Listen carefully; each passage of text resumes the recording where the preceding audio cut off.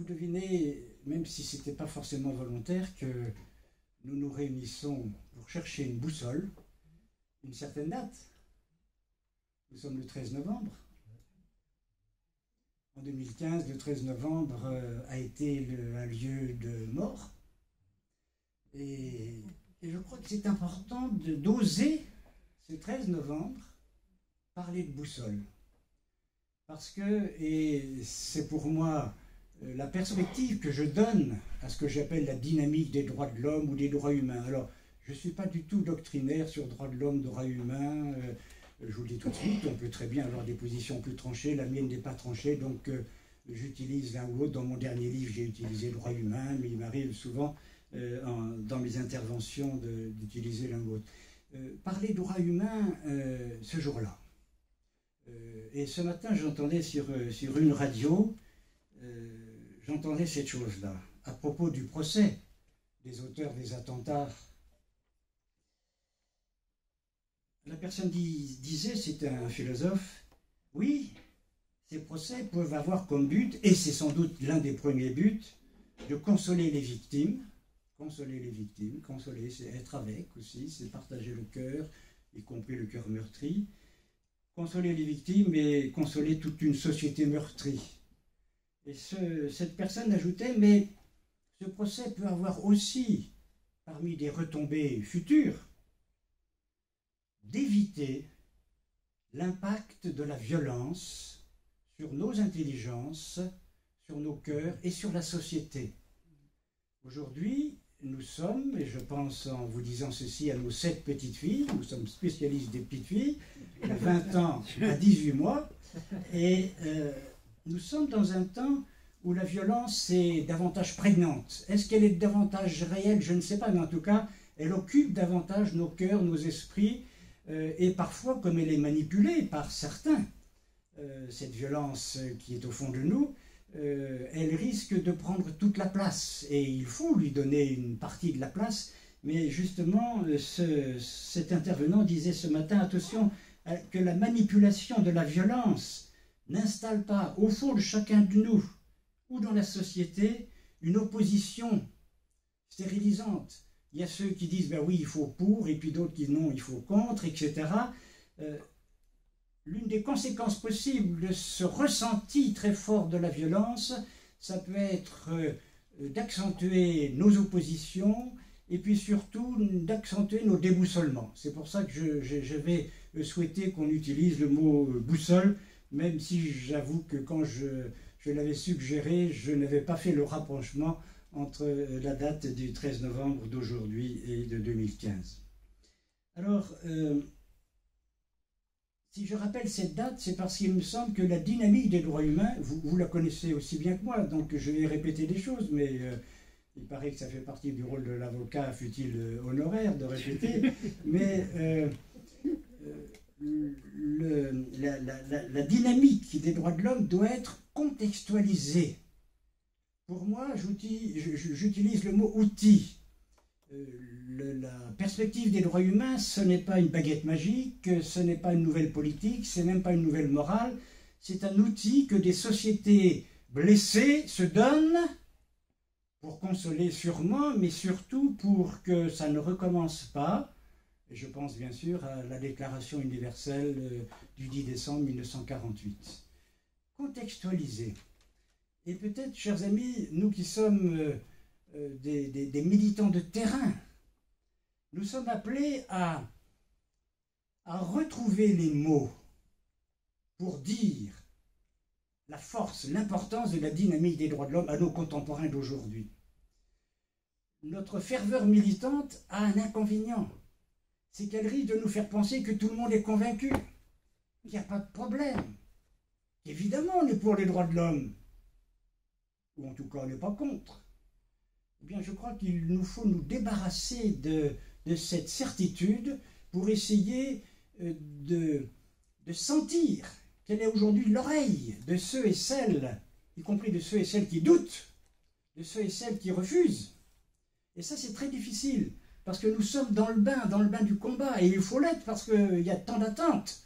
Et en même temps, il nous faut être attentifs à ceux qui disent non, non, ce combat, d'accord, j'ai rien contre, mais enfin, c'est tout à fait secondaire. Ou voir certains, au contraire, tout ce qu'on entend autour du droit de l'homisme, avec mépris, ou tout ce qu'on entend, y compris dans la bouche, j'y ferai sans doute allusion tout à l'heure, de responsables politiques tout à fait respectables, quand ils désignent les bien-pensants. Je fais partie, sans doute pas des bien-pensants, mais de ceux qui espèrent penser bien. Ça, c'est pour moi très important, et la boussole peut nous aider à penser bien. Alors, je vous propose 3 temps. Un temps peut-être pour faire, je ne sais pas si vous avez pu en parler ce matin, pour faire le lien entre un travail important que la CAT vient de faire, enfin a fait il y a quelques mois, qui est le rapport sur le monde tortionnaire, et puis l'appel à la vigilance qui a été lancé et dont je nous invite à nous l'approprier, cet appel à la vigilance, comme justement ce devoir de trouver les mots qui vont faire en sorte que les droits de l'homme ne seront pas un slogan, une espèce de ritournelle. Ben oui, toi, bien sûr, tu es à la CAT depuis 20 ans, etc. Non. Comment est-ce qu'on va trouver ces mots? Et je voudrais commencer par ça. Ensuite, je referai une toute petite description. Ça peut aider de réchauffer nos mémoires sur ce qu'est cet outil droit de l'homme. Et selon le temps qu'il me restera, nous aurons bien sûr un temps de réaction ou de questions. Mais selon le temps, peut-être un 3e temps pour proposer quelques rendez-vous d'humanité où les droits de l'homme peuvent servir de boussole. Voilà. Donc, le premier temps, pour moi, il a été très important et très émouvant de lire ce rapport de la CAT France, Un monde tortionnaire. Je sais que ça existe. Et ce que j'ai lu, c'est une analyse de l'amplification de l'acceptation de la torture aujourd'hui dans nos sociétés, y compris dans nos sociétés dites démocratiques, et qui le sont sous certains aspects, ça là-dessus je n'ai pas de doute, mais qui en même temps finalement s'habituent à d'autres types de discours, à d'autres types de pourquoi pas, non je suis contre, mais c'est toujours dans le mais que les choses se jouent. Et je crois que cette dynamique, ce monde tortionnaire, ce rapport, nous invite à prendre la mesure du dépérissement, d'un certain dépérissement du message de la dynamique des droits de l'homme. Et ce n'est pas un vieux combattant, c'est quelqu'un qui continue de croire que pour nos petites filles, c'est très important de donner cette boussole de la dignité de la personne et d'essayer de la décliner. Donc dépérissement, c'est pas « ah ben oui, c'était mieux de mon temps ». Non. Mais aujourd'hui, ce qui m'intéresse, c'est comment est-ce que je peux faire entendre ce message en 2021, ce message qui a été proclamé il y a plusieurs décennies. Je relis le constat inquiétant qui est dans un des articles. Il est fait par le rapporteur spécial des Nations Unies contre la torture. Il nous dit clairement, il souligne la tendance mondiale d'acceptation des pratiques de la torture et des mauvais traitements, notamment sous les prétextes de sécurité nationale, de protection des sociétés. Il qualifie ça de phénomène de complaisance publique et institutionnelle dans toutes les régions du monde. Donc, c'est quoi cette complaisance à laquelle nous sommes conduits parce que nous avons peur, parce que la violence nous a atteints, directement ou indirectement. Et je crois que c'est très très important que nos groupes, sans du tout se désespérer, prennent la mesure de ces difficultés aujourd'hui de rentrer dans ce message de la dynamique des droits de l'homme. Voilà, je crois que je n'ai pas cité, c'était le rapporteur spécial des Nations Unies sur la torture et le mauvais traitement. Donc il y a une espèce d'érosion, soyons-en conscients, voire affectés, une certaine érosion de la volonté du respect absolu et permanent de la dignité de la personne. Et la personne n'est pas une abstraction. C'est la personne qui a peut-être couché cette nuit sous la tente à Calais et dont ce matin on a, ou peut-être, allez, il paraît que ça ne se fait plus aujourd'hui, mais ça se faisait la semaine dernière, on a déchiré la tente, on a jeté le duvet, etc. Ce n'est pas une personne abstraite. La personne Et c'est aussi la personne torturée, maltraitée dans bien des lieux du monde, et je donnerai quelques échos tout à l'heure. Donc une érosion de la volonté personnelle et commune de faire de la dignité de la personne située, et de la personne en général, d'en faire une boussole.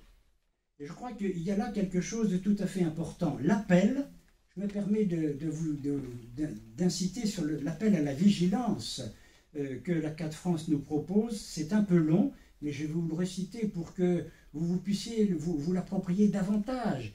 Et après, trouver comment est-ce que vous pouvez le partager avec d'autres. Voilà ce que nous dit cet appel, sous la rubrique Constat. Depuis quelques années, nous assistons en France et dans d'autres pays à la montée de nouveaux courants provoqués par la peur, imprégnés de ressentiment et de colère contre les symboles mêmes de la démocratie. Ces courants ne font plus confiance aux autorités, qu'elles soient politiques, scientifiques, judiciaires, éducatives. Elles refusent tout type de représentation. Ces courants ne croient plus au débat, n'envisagent plus de dialogue respectueux et semblent imperméables à tout argument susceptible d'interroger leur certitude. Ils se nourrissent, sans esprit critique, des mensonges et fausses nouvelles qui circulent sur les réseaux sociaux et participent des poussées complotistes qu'ils contribuent à alimenter. Vous allez me dire, après ça, il n'y a plus qu'à prendre nos valises, à rentrer chez nous, c'est fini, puis à se mettre en prière pour ceux qui y croient. Non, chers amis. C'est la lucidité de celui et de celle qui souhaite qu'au cœur de la société dans laquelle il vit aujourd'hui, ce message de la dignité reste audible, et plus que ça, si possible, reste pratiqué. Donc, j'ai été très très impressionné par l'ensemble de ce rapport, et puis par ce travail qui a été fait pour cet appel à la vigilance que la CAT France nous lance. Et l'appel se termine justement, un appel visant à mettre en garde et à alerter sur les formes de néopopulisme qui peuvent mettre en péril nos convictions, notre mode de vivre ensemble dans la fraternité. C'est ça qui est en jeu. C'est cette, là il y a marqué une mise en péril, mais simplement peut-être une certaine érosion de ces convictions sur lesquelles nous bâtissons, nous avons souhaité, et nous souhaitons encore construire ce monde de demain.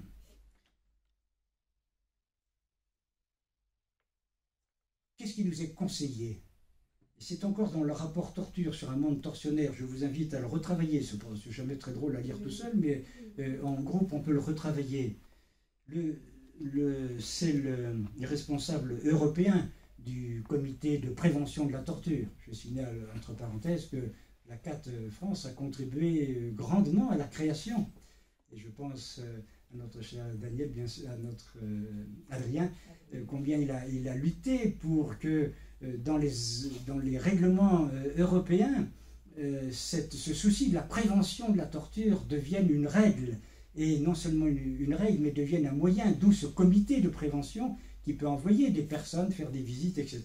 Bon, c'est ce monsieur qui, voilà, il propose quoi? Il propose d'appréhender l'interdiction de la torture d'une manière globale. Il utilise le mot holistique, c'est-à-dire global.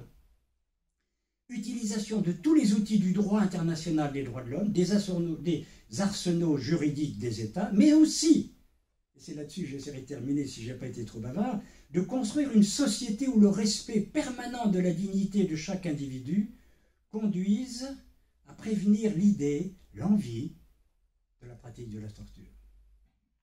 C'est donc à la fois un recours technique à l'outil juridique que peut représenter cette dynamique des droits de l'homme, et en même temps un appel à, de l'intérieur, transformer cette société. Et chers amis, cette société ne se transformera pas si nous ne la transformons pas.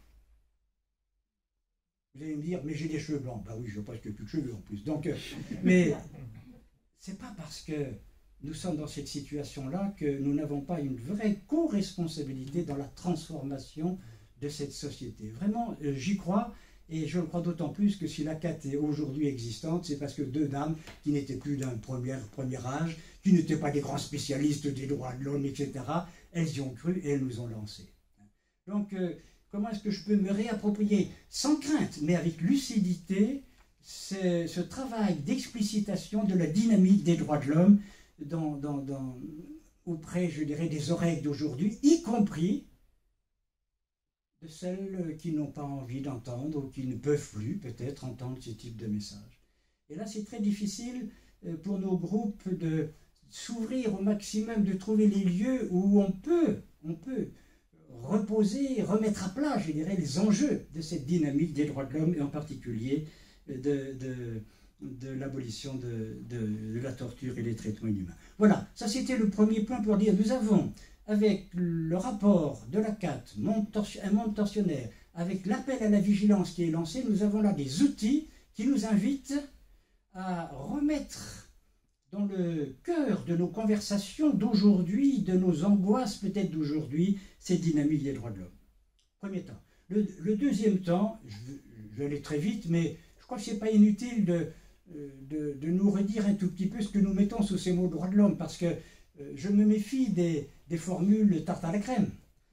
Plus on en parle, moins on sait ce qu'il y a dessous. Et plus il est facile à ce moment-là de défigurer, de dénaturer, de manipuler, etc. Donc, pour moi, je vais faire démarrer cette dynamique des droits de l'homme du 10 décembre 1948. Elle a commencé bien avant, je dirais dans la nuit des temps, mais je ne vais pas remonter.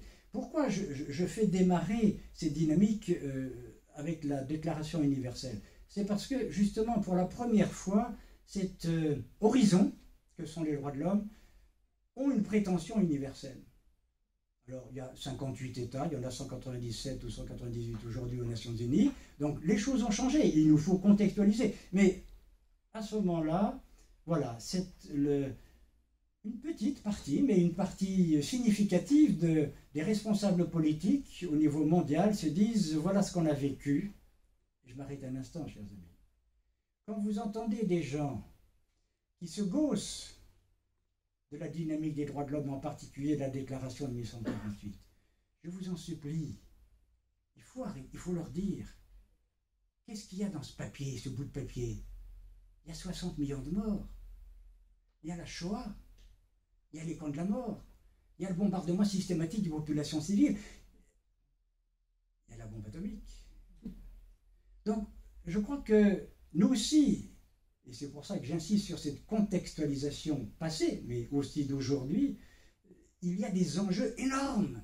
Ce n'est pas un petit avocat en retraite qui ne savait pas très bien quoi faire du 10 décembre 1948 et qui va décider qu'on va faire un bout de papier, ou un sénateur fatigué qui va faire une déclaration. C'est pas ça. C'est véritablement au plus profond du cœur de la société de l'époque, la proximité avec ce qui vient de se passer, et surtout l'envie de construire autrement. Donc ne laissons pas galvauder cette dynamique des droits de l'homme, ne serait-ce que sur un plan historique. Je crois qu'il y a là des choses, des pendules à remettre à l'heure. Quand on nous dit oui, c'est gentil votre truc, mais non, c'est pas gentil. C'est des hommes et des femmes qui ont vécu ce que je viens de dire et qui disent voilà la boussole qu'on essaie de se donner. Ce contexte, vous n'oubliez pas que ce contexte, dans la déclaration de 1948, il va s'exprimer par deux rendez-vous. Un, la méconnaissance des droits de l'homme conduit à des actes de barbarie. On sait ce que c'est en 1948, on sait ce que c'est aujourd'hui, en 2021, que les actes de barbarie, que ce soit chez nous sur la terre européenne, que ce soit encore davantage sûrement sous bien d'autres cieux. Donc, la méconnaissance des droits de l'homme a conduit à des actes de barbarie. C'est ce constat un petit peu qui rejoint mon introduction. Et en même temps, deuxième appel qui est lié au premier, qui est l'affirmation qu'ensemble, nous pouvons construire un monde où l'homme sera libéré de la terreur et de la misère. Est-ce que nos jeunes peuvent entendre ça? Par rapport aux choix politiques, par rapport aux conduites économiques, par rapport aux réalités de nos sociétés, c'est difficile. Et pourtant, il n'y a rien de plus, je dirais, enthousiasmant que de se dire ensemble, on peut construire un monde où la personne humaine sera libérée de la terreur et de la misère. Car la terreur et la misère de 1948, on sait aussi ce que c'est aujourd'hui en 2021. Voilà ce double appel qui est très concret, qui est très contextualisé. Ce n'est pas des grandes idées. Et cet appel, il va, est-ce qu'il étaye? Je ne sais pas. En tout cas, il appelle, ce qui est très curieux dans un texte juridique ou politico-juridique, l'acte de foi en la dignité de la personne. C'est pour ça qu'il nous faut accepter que tout le monde puisse ne pas partager notre conviction, bien remettre la dynamique des droits de l'homme, son origine, dans un choix. Et le choix, chers amis, je le refais chaque matin. Parce que c'est pas si évident que ça de choisir la dignité de la personne avec le voisin qui m'emmerde, avec des problèmes familiaux, avec le climat politique français qui, à mes yeux, ne brille pas par son excellence totale, avec des réalités dont les médias nous bassinent régulièrement sur tout ce qui se passe. C'est pas facile. Donc chaque matin, je vais refaire cet acte de foi et des fois, j'ai du mal à le faire, mais je pense à vous et vous m'aidez à le faire. Ça, c'est très important. C'est ensemble qu'on le fait. Parce qu'il y a des moments où bon, on a un peu plus de mal à mettre un pas devant. Et c'est l'autre qui nous aide. Mais si, cet acte de foi, je te le rappelle, il est essentiel pour toi, pour la vie au travail, pour la vie sociale, pour la vie de tes enfants, etc., etc. À partir de cet acte de foi, on va décliner un certain nombre de droits et de devoirs. Évitez-vous le débat inévitable, surtout alors dans les milieux chrétiens, vous parlez toujours des droits, jamais des devoirs. Ces gens qui vous disent ça, ils n'ont jamais lu une déclaration. La déclaration de 48 parle des devoirs. La déclaration, la charte africaine, on parle encore plus, et bien d'autres textes, etc. Tout ça pour dire évitez-vous ce genre de débat qui est un faux débat, qui est le genre d'erreur faite volontairement pour essayer de décrédibiliser la dynamique des droits de l'homme. La seule chose, c'est ce texte et cet acte de foi en la dignité de la personne qui présente droits et devoirs ne nous autorise pas à ne plus respecter la dignité de la personne qui n'aurait pas respecté ses devoirs. Et ça, c'est fondamental. Oui, les deux sont liés, droits et devoirs. Mais, parce que je suis porté par cet acte de foi en la dignité et dans les droits qui en découlent, je ne m'autoriserai pas, j'essaye de ne pas autoriser ma société de déshumaniser l'homme, la femme qui n'a pas fait son devoir, qui est en faute, qui est en marge. Je pense que la dimension chrétienne de la CAT n'est pas totalement neutre là-dedans. Oui, c'est celui qui est peut-être tombé dans le fossé, qui en a fait tomber d'autres, c'est celui-là aussi, avec lequel on va essayer de travailler, qu'on va essayer de retrouver. Donc, des droits et des devoirs avec cette précision, oui, les deux sont liés, mais si tu n'as pas respecté tes devoirs, je tenterai quand même de respecter ta dignité. Et nous l'avons vu, moi je l'ai vu dans mon métier d'avocat, oui, lorsqu'il fallait défendre un pédocriminel, pas facile. Eh bien, j'avais besoin du secours de cette communauté humaine qui pense que cet acte, que cette dignité existe encore chez cet homme. J'avais besoin en plus de cette parole pour moi qui est riche, qui s'appelle l'Évangile et qui me dit mais oui, mais c'est là aussi qu'on va retrouver le plus profond de la véritable fraternité, du véritable amour. À partir de ces droits et des devoirs énoncés, il y a des mécanismes politiques, juridiques, là on va ergotailler très longtemps, qui vont d'abord contrôler et puis peut-être sanctionner le non-respect des engagements. Et j'arrive là à une dimension essentielle dont il faut repersuader nos contemporains. C'est que les droits de l'homme ne sont pas une nouvelle philosophie comme ça. Ils sont un contrat. Et on a du mal aujourd'hui peut-être avec le contrat. Les États, souvent les gens vous disent, mais non, mais attendez, les droits de l'homme c'est sympa, mais qu'est-ce que tu fais de la souveraineté de l'État, de la non-ingérence dans les affaires intérieures? Mais ça c'est une tarte à la crème mensongère. La souveraineté de l'État n'est pas atteinte. Qui a signé les textes? C'est un État souverain. Et ça, c'est essentiel. Les gens vous disent, mais vous ne pouvez pas imposer au peuple des textes, etc. Mais qui a signé? C'est au nom de la République française, c'est au nom de l'Europe que ces engagements ont été pris. Et à partir de là, puisque nous avons pris un engagement mutuel, non seulement j'ai le droit, mais j'ai le devoir d'interpeller l'autre. Et de me laisser interpeller par l'autre.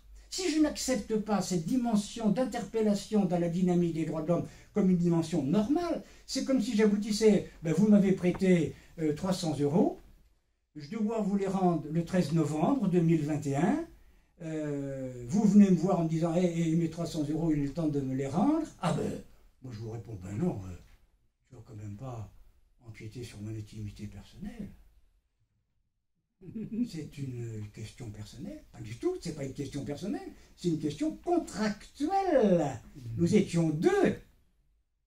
Et aujourd'hui, nous sommes 197 membres des Nations Unies à être d'accord sur cette déclaration. Être d'accord ne signifie pas être en acte, toujours. Hélas, pas suffisamment. Donc, construction de mécanismes qui n'ont pas pour but d'amoindrir un État, de faire disparaître le peuple dans son originalité, mais qui est simplement ces mécanismes qui vont permettre de remettre cet État devant ses responsabilités, sa parole donnée. Et je pense que plus que jamais, le moment est de redire l'importance de la parole donnée.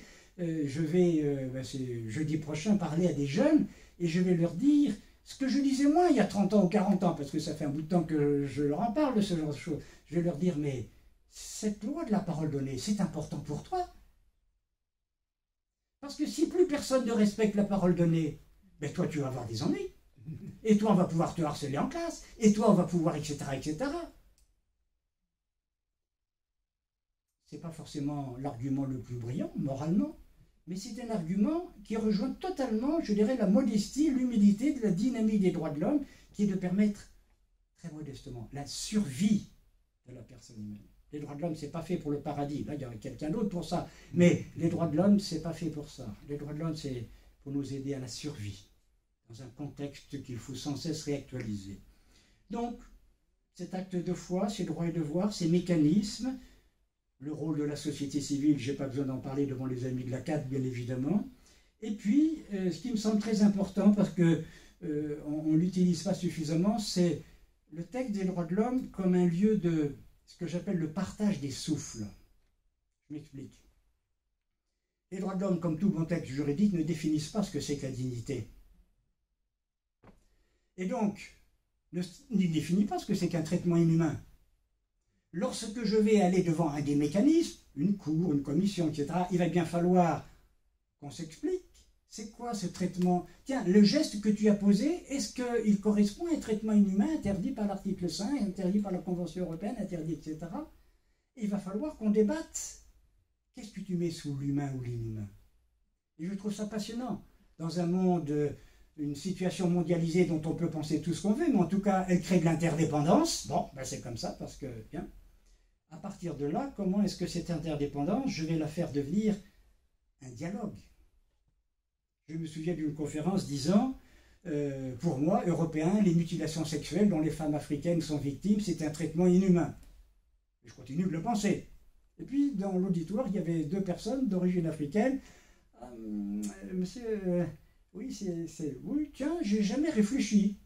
Ma coutume a toujours pratiqué ça. C'est intéressant que vous, en qui j'ai confiance, vous m'interpelliez sur cette notion d'inhumanité dans telle pratique coutumière. Mais il ajoutait tout de suite, mais permettez-moi, à moi d'origine africaine, de vous le dire, la manière dont vous traitez vos vieux pour les mettre dans des mouroirs en attendant que le tiroir caisse s'ouvre, c'est un traitement inhumain. Ce n'est pas toujours le paradis pour les personnes âgées en Afrique. Certaines d'entre nous ici y ont vécu, j'y ai vécu un peu. Mais la place de sage, de la personne âgée est tout à fait autre. Donc voilà qu'il y a un débat sur une base très juridique. Respect ou non-respect de tel article, qu'une commission doit trancher par rapport au geste qui a été posé par un monsieur, par une dame, etc. Voilà qu'un débat, un partage de souffle. Quel est le souffle que tu mets dans le mot dignité? Quel est le souffle que tu mets dans le mot humanité, inhumanité? Voilà. Je vais m'arrêter là, mais je devrais, dans cette construction de la dynamique des droits de l'homme, citer bien sûr tout l'appareil européen. Et je suis personnellement blessé de ce que nous n'arrivions pas à refaire ressurgir dans les débats européens cette dimension fondamentale de la construction de l'Europe autour des droits de l'homme. 1950, la Convention européenne, c'est pas rien. Et l'Europe, elle va se construire sur le pognon, c'est vrai, et pourquoi pas? Elle va se construire sur l'industrie, c'est vrai, et pourquoi pas? Mais elle s'est d'abord construite sur le respect de la personne humaine et sur un certain message que nous voulions partager à propos de cette personne humaine. Alors, quand j'entends, y compris les hauts responsables européens, gentiment renvoyer les droits de l'homme, ou bien pensants, etc., ça me fait mal. Je m'arrête là-dessus, sur ce deuxième point, parce que je vois l'heure qui tourne, sur ce deuxième point qui est le mécanisme, les mécanismes de la technique, de l'outil droit de l'homme. Mais c'est important qu'on arrive à se le dire entre nous. Parce que si on n'arrive pas à s'expliquer pourquoi j'y crois tant, avec des mots actuels, jamais j'arriverai à convaincre un jeune. Moi, je me souviens d'un journaliste, je parlais devant, je ne sais plus, 500 jeunes du MEJ, le mouvement eucharistique des jeunes, et sur la question, je crois de la peine de mort, je ne me souviens plus. Et je leur disais, là, il y a un problème central bon, pour humanité, inhumanité, espoir, désespoir, etc. Et j'avais fait mon petit truc, les jeunes avaient été très contents, puis le journaliste, en me raccompagnant un peu à la gare, me dit, mais monsieur Orange, n'oubliez pas que dans votre auditoire, il y en avait 70% sans doute qui étaient pour la peine de mort. Et c'est possible. Et c'est pas pour ça que je ne viendrai pas, au contraire, que je ne viendrai pas les interpeller, je vais venir les interpeller, leur partager. Mais le problème, c'est est-ce que les mots que j'utilise sont audibles pour eux, rejoignent, j'aime bien cette expression, des rendez-vous d'humanité.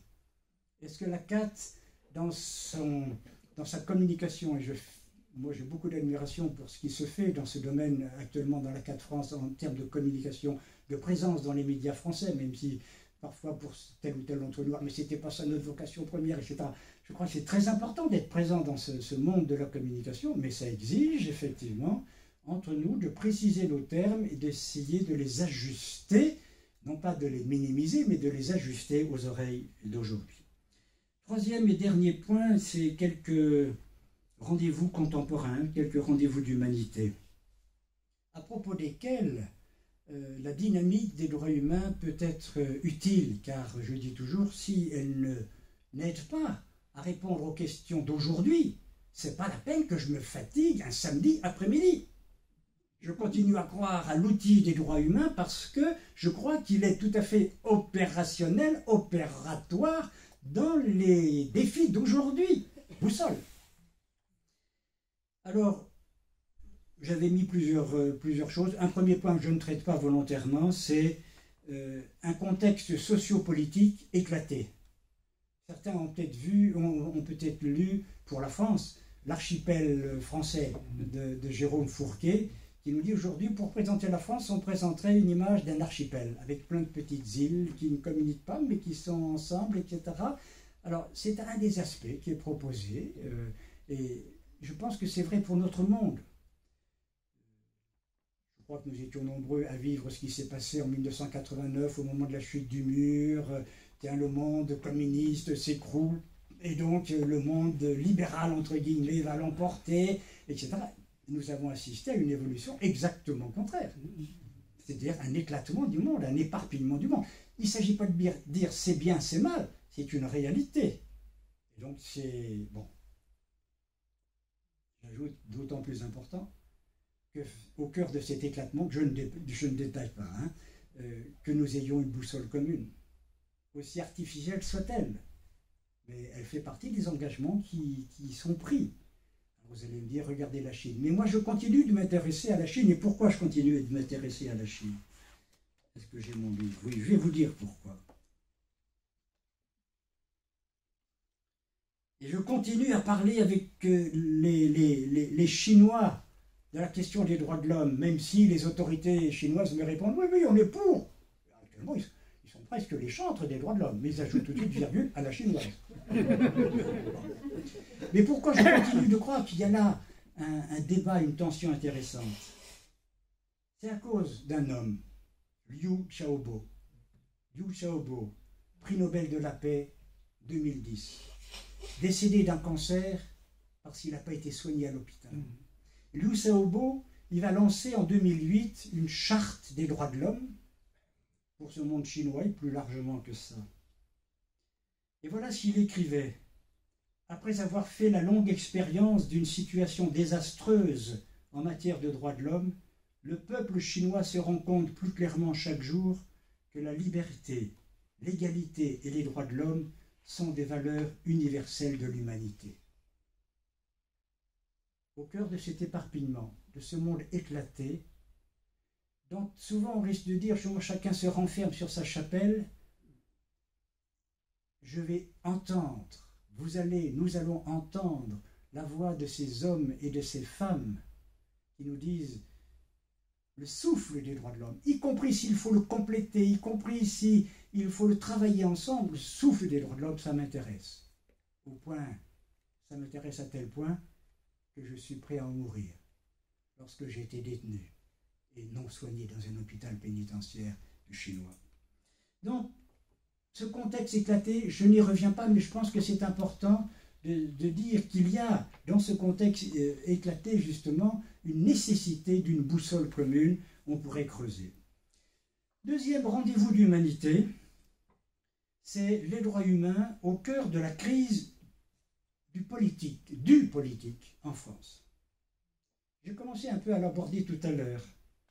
On parle de démocratie fatiguée, les abstentions le montrent. On parle de dévalorisation des institutions politiques, le texte que je vous lisais tout à l'heure le signalait, de repli sectaire et violent, des dégâts d'un néopopulisme qui, etc. J'en ai parlé très rapidement tout à l'heure. Crise du politique. Avec cette manipulation autour de la notion de souveraineté. Et je m'arrête sur une question qui pour certains va peut-être paraître technique, mais qui ne l'est pas. C'est la notion d'État avec un grand « et » de droit. C'est quoi l'état de droit? C'est justement un peuple dont les gouvernants acceptent que leur pouvoir, aussi nécessaire soit-il, que leur pouvoir est limité, ou je préfère, est orienté par un certain nombre de principes de vie, de survie qui s'appellent liberté, égalité, fraternité, je vais en parler dans un instant, etc. C'est ça l'état de droit. C'est la séparation des pouvoirs. Ce sont les règles démocratiques, on pourrait, etc. Et voilà ce qui... Alors, je vous en supplie, faites une parenthèse dans ce que je vais vous dire, c'est une position tout à fait personnelle, parfaitement discutable.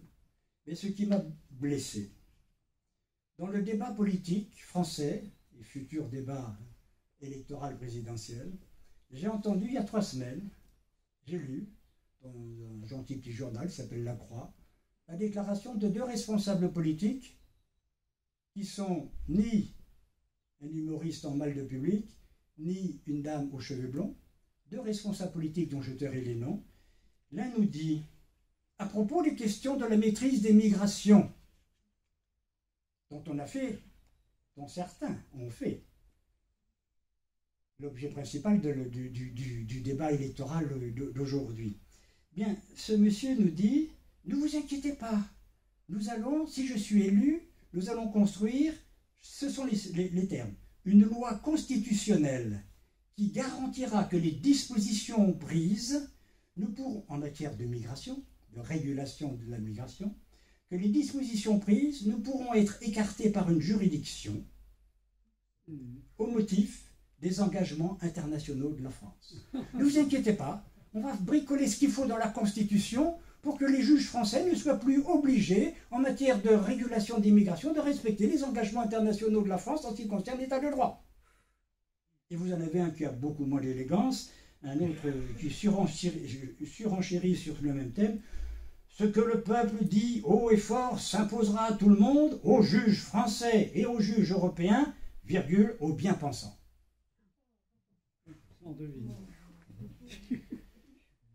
Alors, nous n'allons pas commencer à distribuer des bons ou des mauvais points, mais nous allons essayer de réinterpeller. Vous vous rendez compte de ce qui est dit? Je vais voter pour vous, me demandez de voter pour vous, parce que vous allez mettre sur pied un système qui va permettre que les juges ne tiennent pas la parole donnée de la France sur les choses essentielles. La Constitution. Ce n'est pas simplement un petit parti pris partisan d'un côté ou de l'autre. Voilà. Donc, c'est tout à fait personnel ma lecture, je ne la partagez pas, vous avez tout à fait le droit de ne pas la partager, mais c'est pour vous dire que là je suis inquiet, parce qu'il y a là, car je répète, ça vient de deux personnes qui ont toute leur place dans le débat politique. Bon. Et puis, et là peut-être une note plus positive, toujours autour de cet état de droit, c'est l'évolution, y compris de la jurisprudence, c'est-à-dire des décisions des juges, autour de la fraternité. Et ça, je trouve ça très intéressant, parce que la fraternité fait partie de ces piliers, puisque c'est dans nos principes constitutionnels. C'est pas moi, un pauvre catho perdu un samedi après-midi, qui trouve sympa de parler de la fraternité parce que c'est bien. C'est pas ça, c'est dans nos outils constitutionnels. Eh bien, je trouve très intéressant, il faut nous, sans doute approfondir l'évolution de la jurisprudence, et en particulier cette évolution depuis une décision du mois de juillet 2018 prise par le Conseil constitutionnel à l'occasion d'une condamnation qui avait été prise contre un monsieur qui avait, non pas fait passer, mais qui avait accueilli des hommes et des femmes qui avaient passé illégalement la frontière. Bon, vous mettrez le nom, évidemment. Et voilà ce que dit le Conseil constitutionnel. À l'instar de la liberté, de l'égalité, virgule, la fraternité devra être respectée comme principe constitutionnel par le législateur et elle pourra être invoquée devant les juridictions. Et à partir de là, ça n'a pas été unanime. Vous avez eu des décisions de justice qui ont pris au sérieux cette affirmation qui, je répète encore, n'est pas une question de bon cœur, monsieur, dame, qui est une question de fidélité à nos engagements. Ça s'appelle l'état de droit. Je voulais vous citer ça parce que les phrases que j'avais citées un peu avant sont plutôt désespérantes. Là, voilà un courant juridiquement fondé qui nous dit, mais attendez, on peut peut-être travailler sur un de ces piliers de l'état de droit en France qui s'appelle la fraternité, et nous les juges, nous allons le faire, et évidemment, si les juges le font, ils appellent la société civile à travailler là-dessus. Et en disant, je pense aux jeunes auxquels je vais m'adresser sous peu, est-ce que la fraternité, comment ils la voient, puisque c'est parmi les outils essentiels que l'État français se donne. Donc, c'était le deuxième rendez-vous après le monde éclaté. Ce deuxième rendez-vous, c'est au cœur d'une crise politique qui, à mon avis, n'est pas... et de vrais dangers, pose de vrais dangers. Troisième chemin, mais ça, je ne vais pas le développer plus que ça, c'est, sauf deux points, l'éducation au respect de la dignité. Moi qui crois en la dignité, je vous l'ai dit, c'est une conviction, c'est un choix. Un choix, ça se nourrit, ça se travaille, ça s'ajuste, ça se renforce à certains moments, ça se stimule. Et là, je crois qu'il nous faut nous interroger, nous sommes tous les pédagogues de quelqu'un, et interroger les lieux pédagogiques en général pour travailler cette question de l'éducation au respect effectif de la dignité dans le concret des choses. Je le dis d'autant plus que, par exemple, une de nos petites filles a été, il y a un mois et demi, c'était juste avant les grandes vacances, en juin, dans un collège de la proche banlieue parisienne, a été harcelée complètement. Et il a fallu que, justement, après la réaction des parents, plus d'ailleurs que des professeurs, je dois le dire entre parenthèses, bon, mais la réaction des parents était telle que d'autres parents ont dû dire aux autres élèves, mais attends, toi, tu fais quoi là dans cette histoire? Comment tu t'es conduit? Tu aboies avec les chiens, etc. Et je pense que ces parents ont dû redire à leurs enfants, mais attends, il y va de ta dignité à toi, il y va de la fraternité à laquelle tu crois, etc. Bon, donc ça me semble tout à fait important, ce travail de partage d'un certain nombre de convictions. Je voulais insister sur un point aussi concernant l'éducation à la dignité. C'est le problème du processus de déshumanisation. Alors c'est un grand mot, disons de discrimination. Vous m'avez déjà entendu, donc vous allez retrouver ce que j'ai dû vous dire il y a déjà quelques temps. Mais pour moi, c'est très important de le redémonter avec nos concitoyens. La discrimination, ça ne tombe pas du ciel. C'est un processus qui se fait en 3 étapes. La première étape, c'est je colle une étiquette sur une personne ou un groupe de personnes. Je n'ai pas fait de mal. C'est un vieux, c'est un jeune, c'est un blanc, c'est un noir, c'est un chrétien, c'est un non-croyant. Je n'ai pas fait de mal. La deuxième étape, la personne ou le groupe ainsi étiqueté, je le marginalise, consciemment ou inconsciemment. C'est plus tout à fait mon frère, ma soeur. Oh, je ne vais pas l'attaquer, je ne vais pas le torturer pour autant, etc. Mais je le mets en marge et j'ai un très bon motif, puisque c'est un. Et tous les adjectifs. C'est un fasciste, c'est un pédocriminel, tout est possible. Je n'ai pas fait de mal plus que ça, puisque j'ai simplement marginalisé. Et la troisième étape, qui est le lieu de la déshumanisation, et qui se passe dans nos cours d'école, mais qui se passe dans nos groupes, qui se passe dans nos églises, qui se passe, etc. Le moment de la discrimination, c'est le jour où les droits, où la dignité de cette personne ou des membres de ce groupe sont affectés, ne sont pas respectés. C'est pas si grave que ça, c'est un. Moi, je me souviens d'avoir rencontré un tortionnaire, hélas, très connu, le général Camps en Argentine. Je le rencontre avec des journalistes et un journaliste lui dit, vous savez, mon général, vous êtes responsable de la mort de 10 000 personnes sous la torture, etc. Et je vois encore le général Camps taper le poing sur la table, j'ai jamais tué 10 000 personnes, c'était tous des communistes. Et l'autre va dire, c'était tous des fascistes, etc. J'ai entendu la même chose de la part de responsables dans l'Union soviétique de l'époque, etc. Et aujourd'hui, c'est tous des islamistes, ou c'est tous au contraire des infidèles, etc. Bien. J'insiste sur ce travail à faire et à refaire dans le quotidien de nos vies, dans nos lieux de vie sociale, pour démonter les mécanismes de discrimination, de déshumanisation, qui sont très sournois. Et s'il y a un danger dans ces courants que j'ai appelés néo-populistes, c'est justement cela, c'est que très sournoisement, petit à petit, ces courants ne vivent que s'il y a des ennemis. Il faut des ennemis. Alors l'ennemi c'est l'étranger, l'ennemi c'est le ceci, c'est le cela, etc. Donc étiquetage, marginalisation, et puis ça aboutit immanquablement à la troisième étape, ben, on va les foutre à la porte, et puis s'il faut pratiquer la torture, pardonnez-moi, je n'aime pas trop le faire, mais on va quand même le faire. Ça, c'était ce chemin d'éducation. Troisième ou quatrième chemin, je ne sais plus, quatrième peut-être, sur... il n'y en a plus que pour 6 minutes, ne vous inquiétez pas. Quatrième chemin, c'est un rendez-vous d'humanité très important. Comment est-ce qu'on se débrouille avec ce que j'appelle notre toute-puissance? Alors, il y a des théologiens parmi cette salle, je ne vais pas dire... bon. Je pense que notre monde... il est presque tout-puissant aujourd'hui. En tout cas, il se croit, ou en tout cas, il se donne cette vocation. Et c'est vrai en partie, et c'est très bien. Mon grand-père ne pouvait pas faire, qui était médecin, ne pouvait pas faire des choses qu'aujourd'hui on peut faire. Heureusement que cette toute-puissance scientifique a inventé les médicaments qui permettent à ma Blandine de vivre normalement malgré la maladie. Donc il ne s'agit pas du tout de se renfermer sous la table pour... Mais on arrive à un problème. Je peux manipuler la cellule humaine. Et là encore, je n'ouvre pas le débat moral. Hein. Bon. À partir de là, qu'est-ce que je fais? Dans le domaine industriel, dans le domaine technologique, je peux polluer la moitié d'un océan, paf, tout d'un coup, ça m'a pété à la figure. Ben oui, j'ai pollué, c'est triste pour les poissons et pour les quelques milliers de personnes qui sont autour. Bon, sur le plan des instruments médiatiques, je peux aujourd'hui... en 10 minutes, déclencher une campagne autour d'une contre-vérité, et cette campagne peut très bien conduire à des manifestations violentes, etc. Donc, je constate, là encore, je n'ai pas à juger. Comment est-ce qu'on va se débrouiller, car il nous faut gérer cette toute-puissance? Moi, j'aime bien la pensée de Jacques Ellul. Je ne sais pas si vous avez lu certains textes de Jacques Ellul, sinon je vous conseille.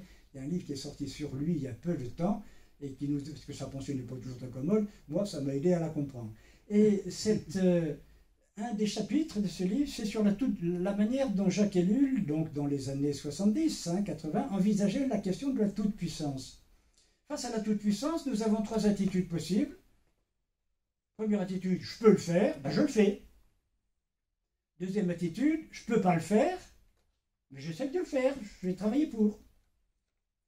Et Jacques Ellul nous dit, mais la troisième attitude, c'est la plus compliquée.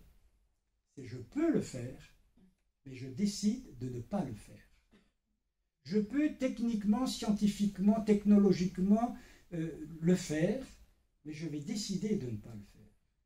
Mes chers amis, sur quelle base nous allons prendre cette décision de ne pas le faire? Il faut bien qu'il y ait un repère commun, il faut bien qu'il y ait un minimum de conviction commune, il faut bien qu'il y ait un socle d'idées, entre guillemets, de valeurs partagées, pour qu'on puisse justifier une décision qui est, alors que je peux le faire, je décide de ne pas le faire. Et là, je crois que la référence à la dignité de la personne, la dignité incarnée, pas la dignité dans les nuages, peut non pas dicter, mais peut aider à la réflexion d'une société qui, face à sa toute-puissance, décide, attention, là, nous sommes au bord du gouffre. Le gouffre, c'est celui de l'inhumanité. Je peux le faire, mais quelles conséquences cela peut avoir, etc. Donc, pour moi, ça, c'est un rendez-vous, c'était le 4e rendez-vous d'humanité qui me semble tout à fait important. Allez, chers amis, je m'arrête. Peut-être simplement, non pas une conclusion, mais j'aime bien raconter cette petite anecdote, j'ai dû déjà vous la raconter. Oui, je précise, on peut ajouter bien d'autres rendez-vous d'humanité où les droits de l'homme nous serviraient, mais bon. Le président Mitterrand aimait beaucoup les prix Nobel. Et chaque année, il réunissait des prix Nobel à l'Élysée. Et il avait un ami parmi ces prix Nobel, c'était Elie Wiesel. Elie Wiesel, vous savez, qui a connu les camps de concentration à l'âge de 15 ans, je crois, ou 16 ans, tout jeune.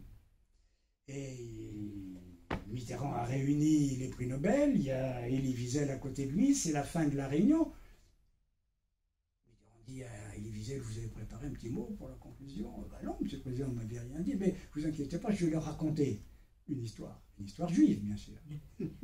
Et Elie Wiesel raconte, ben voilà, je me suis adressé aux prix Nobel, mesdames, messieurs les prix Nobel. Je vais vous raconter une histoire, oh, c'était dans Pologne, extrêmement lointain, dans un tout petit village reculé, on ne sait même plus son nom. L'histoire juive. La communauté juive avait un bedeau. Vous savez que le bedeau, c'est pas toujours le bac plus 18 dans la communauté. Et le bedeau, il avait comme travail, tous les matins, de passer de maison en maison pour dire « Réveillez-vous, réveillez-vous, c'est le jour du Seigneur ». Moi, Elie Wiesel, je viens vous dire, chers amis, à vous, prix Nobel, qui avez des pouvoirs, qui avez de l'influence, qui avez des idées, des capacités, réveillons-nous. C'est le jour de l'homme. Et je pense que c'est très important.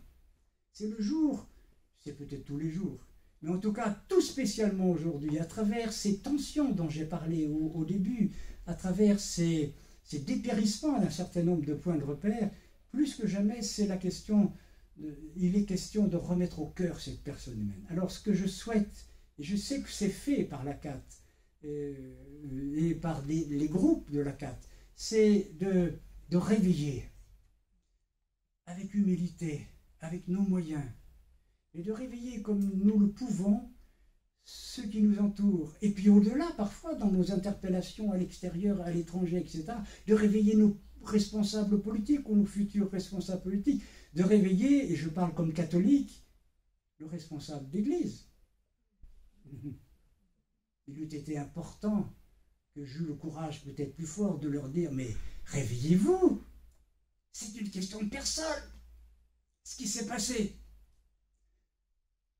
c'est le jour de l'homme. Merci, chers amis.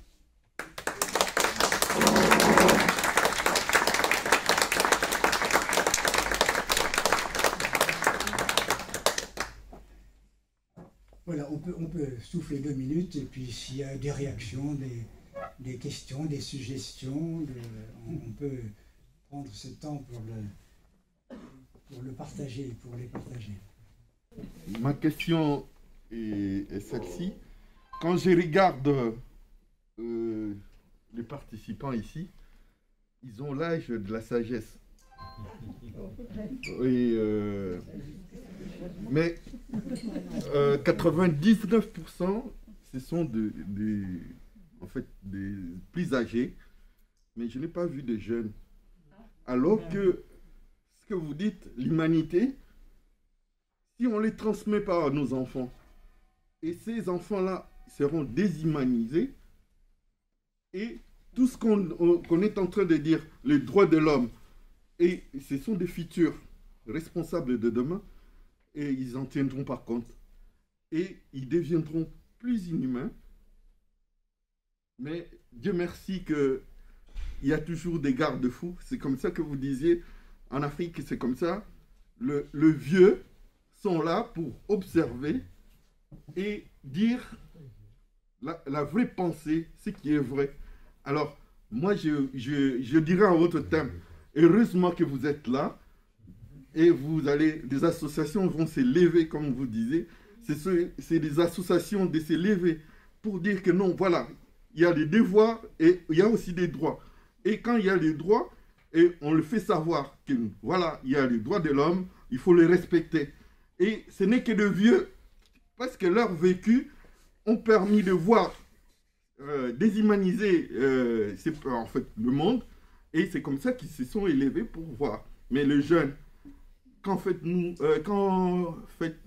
pour ces jeunes-là? Et c'est la carte aussi, il faut qu'on attire les jeunes qui puissent venir entendre ces beaux discours et cette parole de sagesse pour en fait, qu'on ait des garde-fous de demain. Merci de nous alerter. Je voulais simplement dire deux petites choses. D'abord, moi, mon aventure dans la CAT, je reçois la visite des deux fondatrices, Hélène et Edith.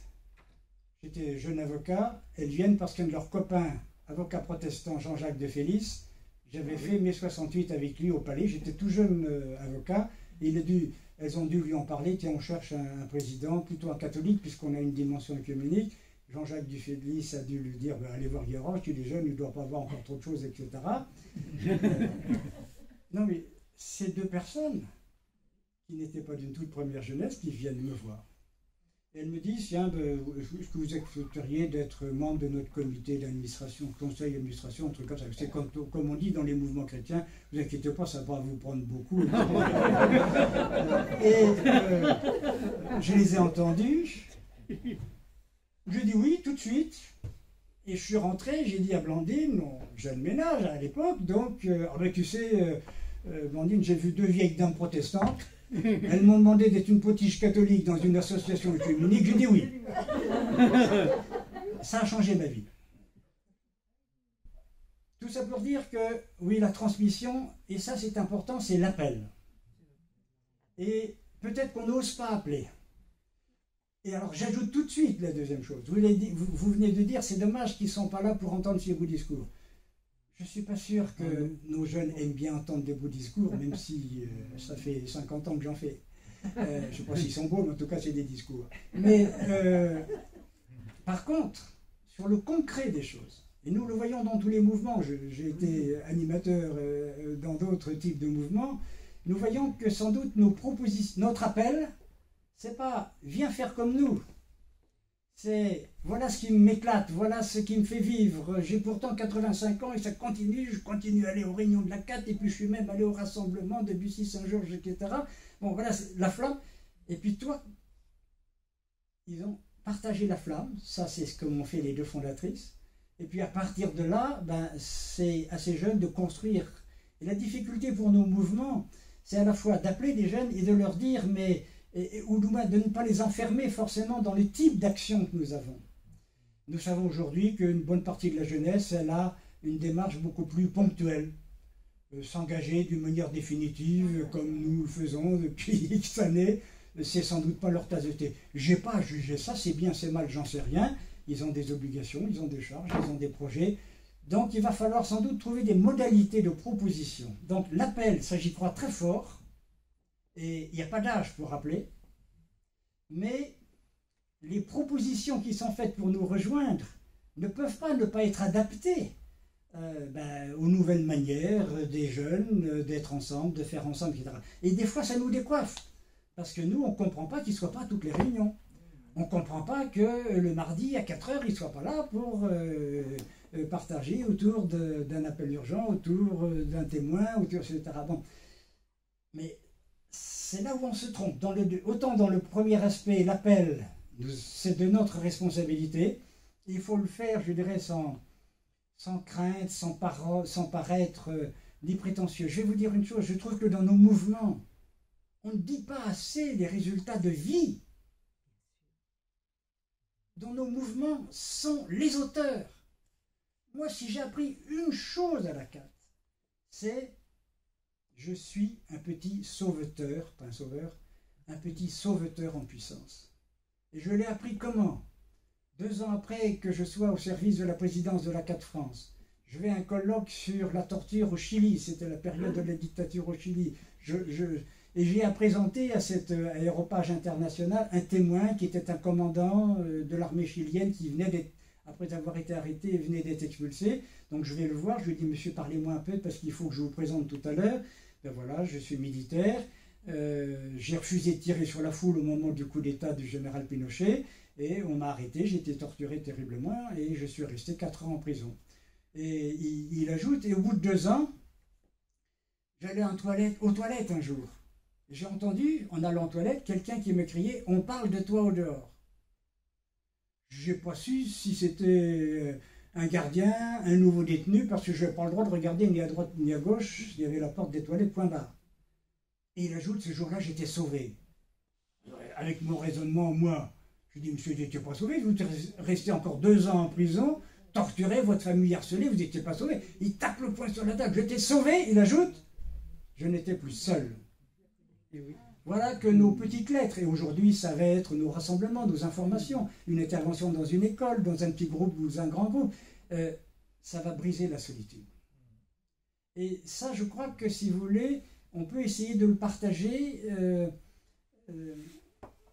avec des formes nouvelles, car aujourd'hui, l'enfermement, il va être vécu de manière très différente. Pourquoi la CAT France s'intéresse à ce point et très légitimement à la situation en France? C'est pas pour faire de l'anti-autorité primaire, c'est pas parce qu'on est contre les institutions, c'est parce qu'on pense que, y compris dans notre société, il y a des lieux d'enfermement qui déshumanisent ou qui pourraient déshumaniser. Et donc, comment est-ce qu'on va pouvoir redire que tu vas pas changer le monde, forcément? Vous vous souvenez de cette phrase d'Albert Camus, le jour où il reçoit son prix Nobel, j'appartiens à une génération qui... non, la génération qui a précédé la mienne avait pensé changer le monde. Mais j'appartiens à une génération qui ne pense pas changer le monde, mais je voudrais au moins éviter que le monde ne se défasse. Donc peut-être qu'on ne va pas changer le monde, mais on va éviter que ce dérapage de déshumanisation ne l'emporte. Donc merci de nous dire ce défi qu'il y a dans la rencontre des jeunes, à la fois dans notre responsabilité d'appel, et en même temps comme mouvement, dans la difficulté qu'il y a, et c'est vrai pour bien d'autres mouvements, à trouver des formes d'action qui vont permettre de rejoindre ces rendez-vous d'humanité qui sont spécifiques aux jeunes d'aujourd'hui de 2021. Merci beaucoup de nous avoir suggéré. À partir de ce que vous nous avez exposé sur l'accessibilité aux droits humains, je voudrais simplement souligner un aspect qui touche notre quotidien. Et donc, au-delà des grandes considérations, etc., c'est le monde du handicap en France. Les droits constitutionnels prévoient que toute la population, quelle qu'elle soit dans le pays, puisse avoir l'accès en totalité à ses propres droits. Or, le monde du handicap actuellement en France, au-delà de la Constitution et de ce qui a été exprimé, il se trouve que la loi de 2005, qui a été donc débattu, voté démocratiquement par une majorité pour que les droits humains des personnes qui sont handicapées puissent être reconnus et appliqués et que toute cette population puisse accéder à ses propres droits civiques comme n'importe quel citoyen du pays.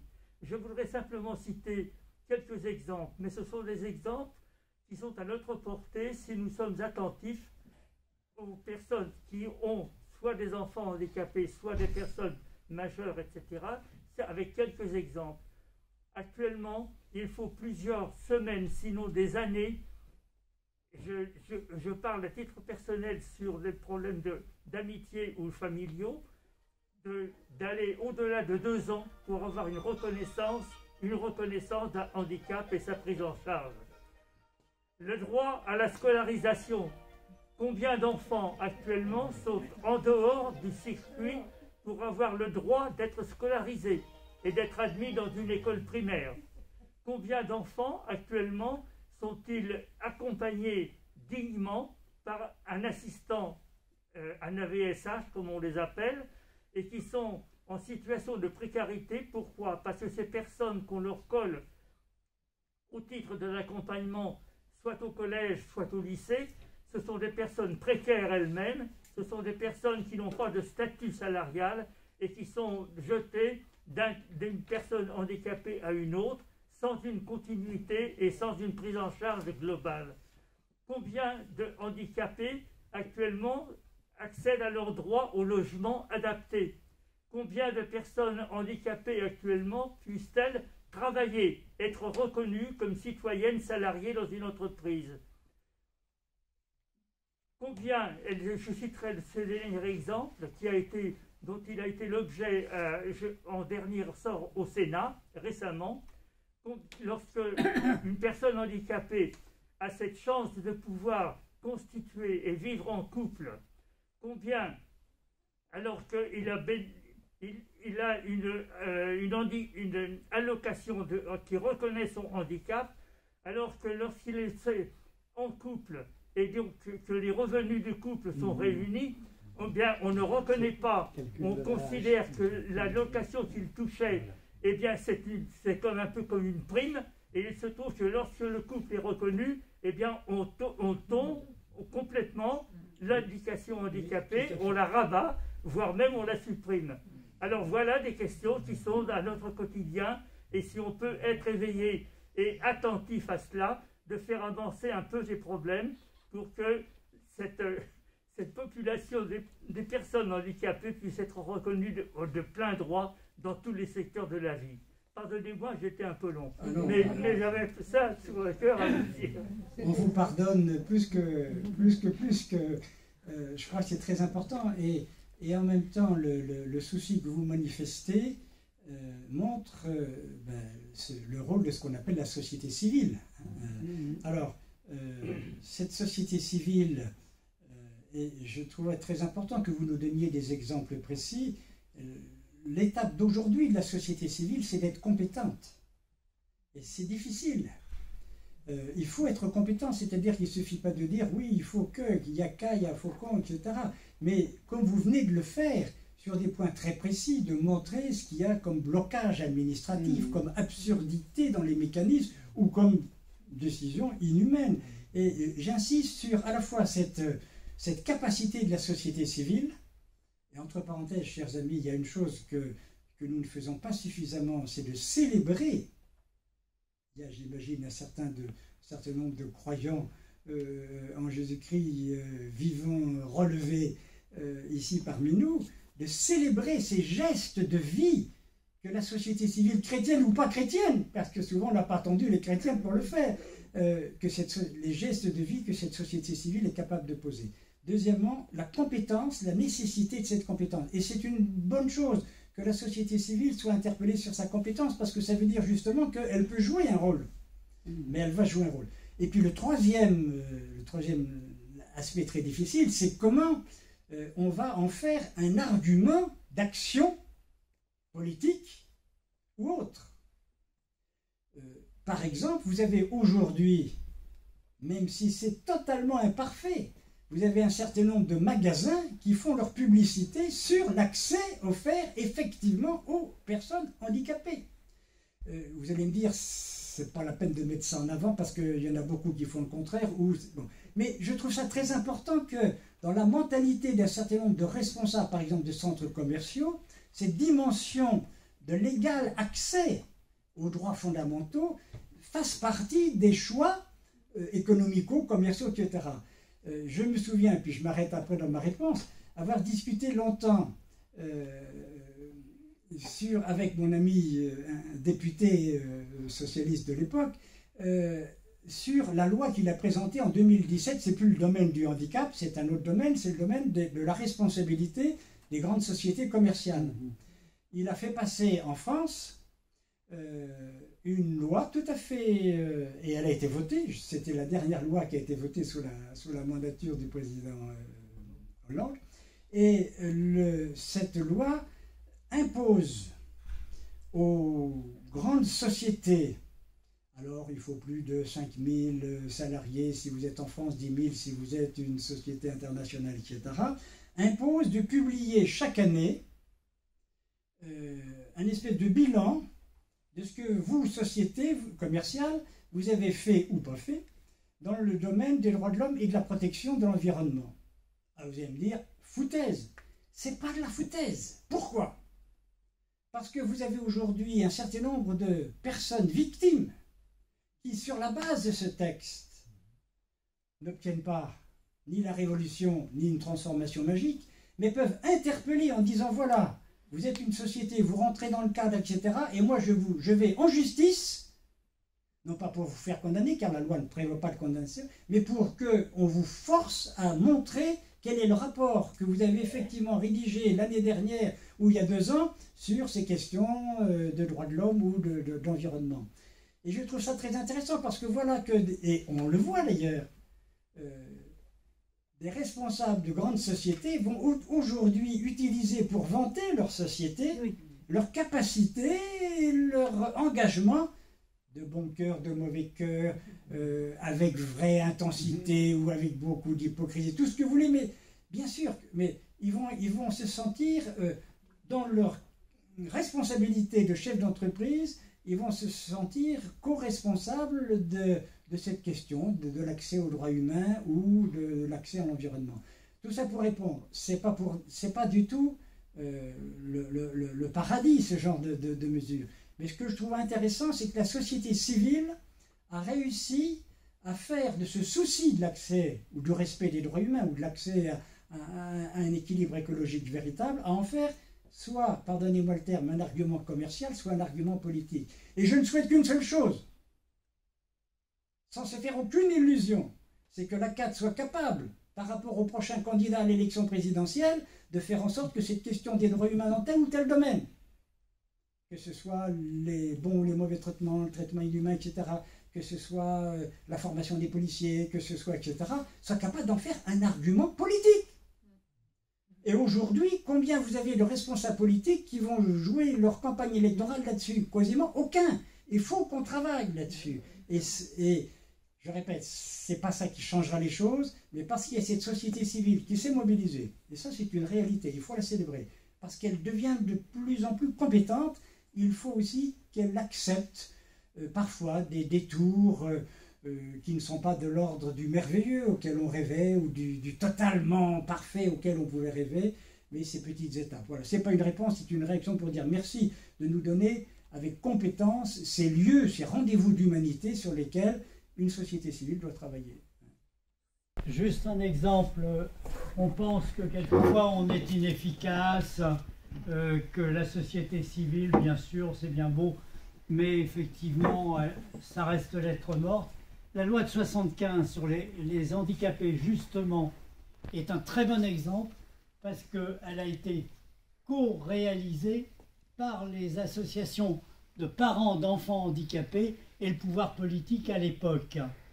Tout simplement parce que les associations de parents d'enfants handicapés ont fait le poids, ils ont recueilli des échos dans la sphère de la haute fonction publique, ont pu faire passer leurs revendications, et notamment leurs revendications, c'est qu'on ne traite pas le handicap comme une maladie, qu'on sorte le handicap du médical, mais qu'on réintègre le handicap dans les droits à vivre dans une société pour tout le monde, y compris avec ceux qui, en fonction de l'organisation de la ville, etc., ne peuvent pas avoir accès à ce que tous les citoyens peuvent avoir accès. Et ça a été un changement majeur. Et ça, c'est dû aux associations de parents d'enfants handicapés. Merci Bernard. Alors, je suis désolé, mais il faut quand même envisager de passer un moment en pause. Parce que quand même, malgré tout, rester assis, ça refroidit. Et donc, il faut faire réchauffer un peu tous ces muscles. Alors, n'oubliez pas que vous pouvez demander à Guy de... Voilà. Voilà. Et bien évidemment, un grand bravo à Guy.